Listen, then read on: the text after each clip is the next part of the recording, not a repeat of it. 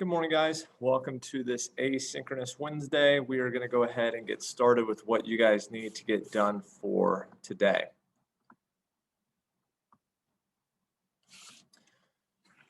You will open up the Nearpod that is linked in the stream on Colonial Government. This is going to be note outline number 4. You'll want to start by just answering these warm-up questions. You have 3 different slides of interaction that you need to engage with to make sure that you get credit for completing this Nearpod and for your asynchronous activity for today. So go through that warm-up first. Once you go through that warm-up, I want you to look at the next slide. This just tells you everything that you need to have done. So you have the Nearpod posted. Obviously, you are on that. And then you are going to need to complete classwork number 4. If you need help with that, I will be working with students on that at 9:30. That is due at 8 a.m. on Thursday morning. You also have a crash course quiz tomorrow. And then for those of you interested in that optional extra credit, you can work on that. If you missed yesterday's class and you want to know what that optional credit is, you should watch the recording that was posted yesterday afternoon on that optional credit that is in the stream. I do have a tutorial today. If you would like to make up quizzes, that will be from 9 a.m. to 9:30. And then if you want to work on the classwork together, I'm going to be queuing everybody up from 9:30 to 9:40.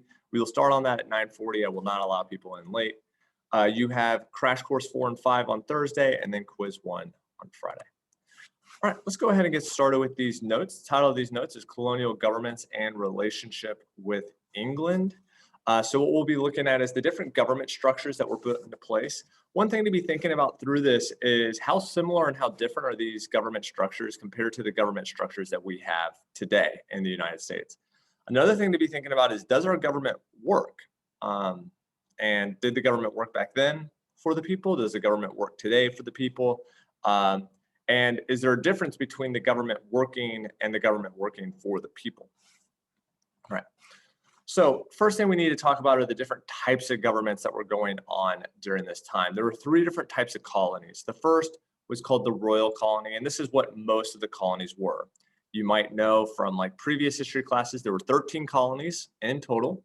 Most of them were royal colonies, meaning they were owned and controlled by the King of England. He got to decide who the governing structure was. And usually he would send some type of governor or representative over to rule. The next is a proprietary colony. So proprietary just means private. So you can think that this is owned by an individual or a company. And this individual or company probably was given permission, but they now own the colony and they decide how the colony is set up. And then the final one is a self-governing colony. This is where colonists rule themselves. There's only one example of a colony like that, which we'll talk about. So the examples of the different colonies. So Virginia is a great example of how this can kind of get complicated, but Virginia was at first a proprietary or a private colony. And what that means is that the Virginia company, a private company, owned them. But then the Virginia company went bankrupt because, remember, they kind of foolishly thought that you could just find gold anywhere in the New World. You can't. And so because of that, they went bankrupt. When they went bankrupt, it became a royal colony. So the king took control of Virginia. Pennsylvania is an example of a private colony. William Penn, remember Quaker Oats man, he controlled it throughout. And he set up the government.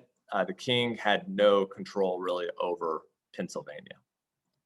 And then finally, Massachusetts, the Massachusetts Bay Colony. They were a self-governing colony. They're eventually going to become a royal colony, and we'll talk about that transition. And they did not like being a royal colony. They really prided themselves on being a self-governing colony for the first 60 or 70 years of their history. All right, you now have your second slide that you need to engage with. You need to complete this matching. Just go through, try to figure out which colony belongs to which example, and then make sure you have the definitions down. All right, now what I want to do is just talk about specific colonial governments. So we'll first talk about the Chesapeake or Jamestown. And they had a representative government. Now, representative government is where you choose people who are like you. So you choose common citizens. So you have some level of control. And the first representative government in the United States was called the House of Burgess. This was in Jamestown. This is actually what Nathaniel Bacon had a big problem with.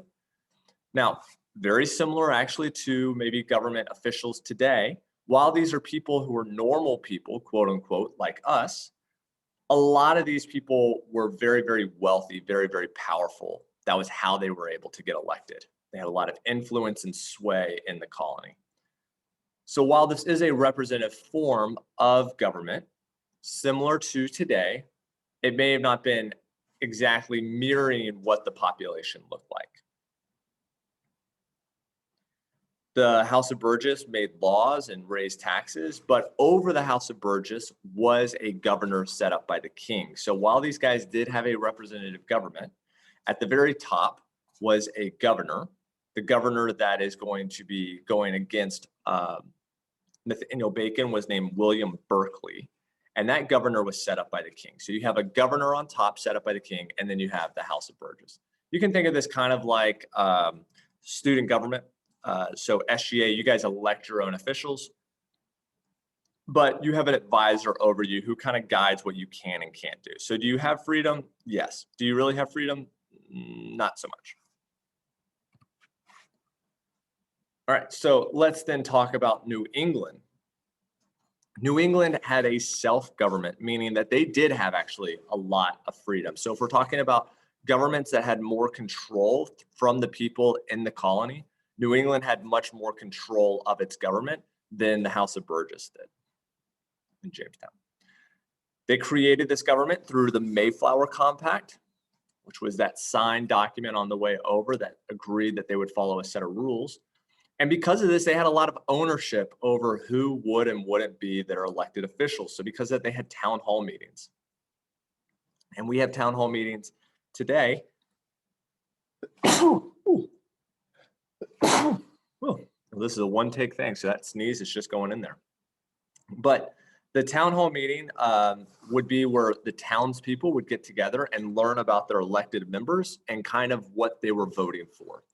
A voting party or a voting membership is called a legislature. So if you are going to be voting for laws, you're part of a legislature. An interesting note is you could not vote for an elected official, so you could not participate in democracy or the self-government unless you were a church member. So this is another example of this theocracy that New England was setting up, where the church kind of runs the state. That's what Roger Williams didn't like, but John Winthrop and William Bradford, they were very much about that. All right, so now let's talk about the colony's relationship with England. England practiced something called mercantilism. Mercantilism is where you would have a parent country and a colony, or a baby country is how you can kind of think of it. The parent country tells the baby country what to do. North American colonies were the babies. Great Britain was the parent. So Great Britain is telling the colonies what to do. Why are they doing that? So that they can make a ton of money. What they would do, what this mercantilism relationship would look like, would be that the colonies would make raw goods. Raw goods are things that come from the ground. So think like tobacco, cotton. They would then ship that material to the parent country, Great Britain. So the colonies are shipping their materials to the parent country. And then that parent country would take those raw goods. They had factories there, and then they would make those raw goods into man-made goods, such as cigarettes or clothing. They would then send those goods back to the colonies, back to North America. And North America had to buy those goods. So there weren't like different stores. You had to buy your supplies all from Great Britain. And that was legalized with the Navigation Acts in 1651. So pretty early on, what this stated was that the colonies could only sell to Great Britain, even if somebody else was willing to give them more money. So let's say that Spain comes along and they're like, hey, we see that you're selling your tobacco for $5 a pound. We'll pay $10 a pound. would you be willing to sell us tobacco? Now, the colonists legally would not be able to do that because they could only sell to Great Britain, even though they could make twice as much selling to another country. Now, I say legally because did the colonists do this? Did they smuggle goods to other countries? Yes, they did. And that's where this gets even more complicated, because while the British did have this rule of the Navigation Acts, as long as the British were making what they thought was good money, they didn't care what the colonists were doing with their excess supplies. And this is a policy called salutary neglect. Basically, they don't care what the colonies are doing as long as they are getting the products that they feel like they deserve. So they have rules, but they're not enforcing them. This is very, very dangerous when it comes to leadership. It is very difficult to rein in freedom. For a teacher, for example, it is always a best idea as a teacher to establish very, very strict, forcible rules that they follow at the very beginning of the year. If the teacher wants to lax later on, if they want to kind of let some of those rules go, maybe they can do that. But it's very difficult midway through the year, and you as a student might know this, for a teacher to all of a sudden change up, let's say, a cell phone policy in traditional school. And the reason why was because you're like, well, I used to be able to have my phone out, so why can't I have my phone out now? So that teacher who is neglecting or salutary neglecting the cell phone policy, once they want to enforce this rule, this cell phone policy, they're going to have a lot of resistance from the students, right? And the same thing is going to happen to the British. Once the British want to really start to enforce some of these rules, that's when there's going to be resistance, which is going to lead to a revolution. So salutary neglect is our first big step into the American Revolution. The British were really lax first. Now they're going to start to be more strict. Now, their strictness is going to come at different waves. But the first wave is going to be in 1680. A new king comes to power. His name was King James. And King James really wanted to enforce laws. Now, you might have heard of King James before. King James was a pretty big reader, and he had read the Quran, which is the Islamic holy text, and he loved how poetic the Quran was. If you've never read it, it's very poetic in nature. And so he wanted a Bible to reflect the same thing. The problem is the Bible is not a very poetic text. And so he said, well, just make it that way. And that's where the King James version of the Bible comes in, which is probably the most famous version of the Bible, which is interesting because it's not incredibly accurate in terms of its translation. A lot of words are added to make it more romantic in nature or more poetic. Now, the overall meaning doesn't change as far as I can tell. I don't think like they're adding whole stories or anything like that. Just the wording is a little bit different. But he made the King James Bible. Another thing that he did, though, was he looked at the colonies in North America, and he hated the fact that there were some colonies that were self-governing, mainly Massachusetts Bay Colony. So he is just going to combine all of New England. This is when Massachusetts Bay Colony and Plymouth Colony become one, and they are going to become a royal colony. And that's going to be called the Dominion of New England. All colonies at this point are going to become royal colonies. I think even Pennsylvania did. But King James was very unpopular. He really wanted to enforce laws. People didn't like that. So because of that, he's overthrown just 8 years later.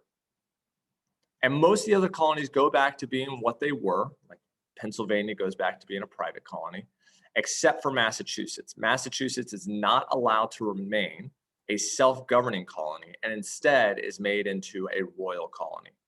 So Massachusetts loses its special nature of being a self-governing colony, get to do whatever they want, and now they're going to have a government that's headed up by a representative from the King of England, and that is going to make them very mad. So go through and just answer this last question I asked, which is why would Massachusetts dislike King James?